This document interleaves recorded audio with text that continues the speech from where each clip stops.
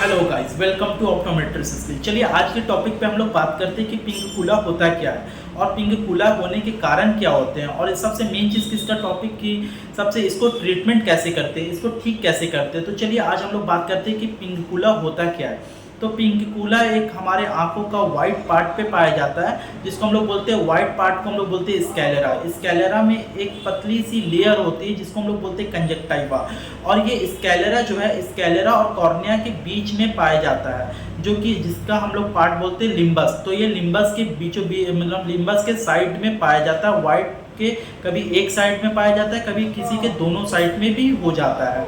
ठीक है, होता कैसे है तो हम लोग सबसे पहले चीज़ बात करते हैं कि हम जो कंजक्टाइवा होते हैं वो एक इलास्टिसिटी फाइबर होता है, मतलब वो खिंचाता है। और ज़्यादा यूवी रेस पड़ने के कारण से क्या होता है ना कि वो कंजक्टाइवा में ज़्यादा यूवी रेस पड़ रहा है, जो ज़्यादा डस्टी एरिया पे रहते हैं तो वो एक इलास्टिसिटी फॉर्म की तरह काम करता है। जैसे सपोज हम लोग कर लेते हैं कि एक रबर बैंड लेते हैं, ठीक है। अगर रबर बैंड को अगर हम उसमें इलास्टिसिटी होता है, अगर रबर बैंड को अगर हम लोग ज़ोर से खींचते हैं और उसको अगर हम लोग थोड़ी देर के लिए पकड़ के रखें और उसके बाद जब हम छोड़ देते हैं तो वो रबर पहले की तरह वो रबर बैंड नहीं होता, उसमें कुछ लूजिंग इफेक्ट आ जाता है। तो वैसे ही हमारे आंखों का जो कंजक्टाइवा का जो पार्ट होता है, जो लेयर होते हैं, वैसे उसमें इलास्टिसिटी फाउंड होता है, जो कि जैसे ज़्यादा यूवी रेस पड़ने के कारण से, ज़्यादा डस्ट एरिया पे ज़्यादा रहने के कारण से उसमें एक इलास्टिसिटी फाउंड होता है, जो कि उसमें कुछ कैल्शियम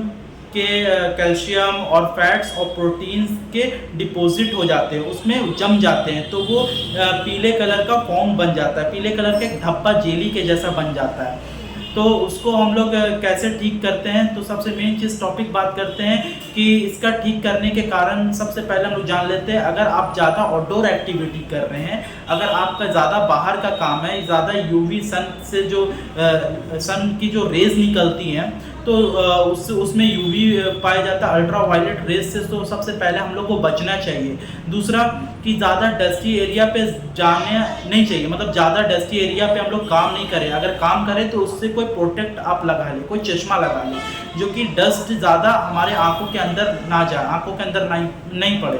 तीसरा कि ज़्यादा अगर जहाँ पे ज़्यादा गर्म, मतलब गर्म जगह पे, जैसे कि धूप का कारण, जो ज़्यादा धूप गर्मी जहाँ पे ज़्यादा होते हैं, जहाँ ज़्यादा हमारे आंखों का सन का जो रेज होते हैं वो ज़्यादा हमारी आंखों पे पड़ने के कारण से वो उसमें एक पीले कलर का पदार्थ आ जाता है। ठीक है, हम लोग बात करें तो ये इसका कोई इलाज नहीं है, इसका सिर्फ एक ही इलाज है। जब ज़्यादा समय तक लंबा रहे तो इसको सर्जरी का ही इलाज होता है। बाकी अगर ये ऐसे भी हट जाता है, ऐसे भी कॉमन, अगर आप लोग लुब्रिकेंट्स का ड्रॉप यूज़ करें, या फिर आप लोग जैसे अगर बाहर से आए हैं, बाहर से अगर कुछ काम करके आए हैं, अगर आप पीले कलर का वो स्पॉट हो गया उसको हटाना चाहते हैं, तो आप लोग कंटिन्यूसली घर पे ठंडे पानी का सेवन करें। ठंडे पानी से आप आँख को धोएं, उसके बाद आप लोग इसकी सिकाई भी करें ठंडे पानी से में लेके, उसको एक कपड़ा लेके और अपने आँखों के ऊपर में ढक के और थोड़ी देर के लिए मतलब इसको छोड़ दें।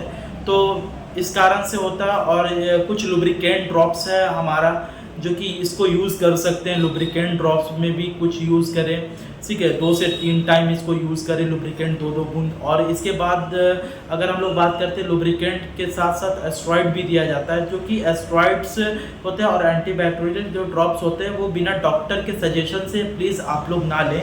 एक बार डॉक्टर के सजेशन से ही इसका यूज़ करें एस्ट्रॉइड्स, क्योंकि ये बहुत ज़्यादा रिस्क होता है कोई भी मतलब पेशेंट को देना।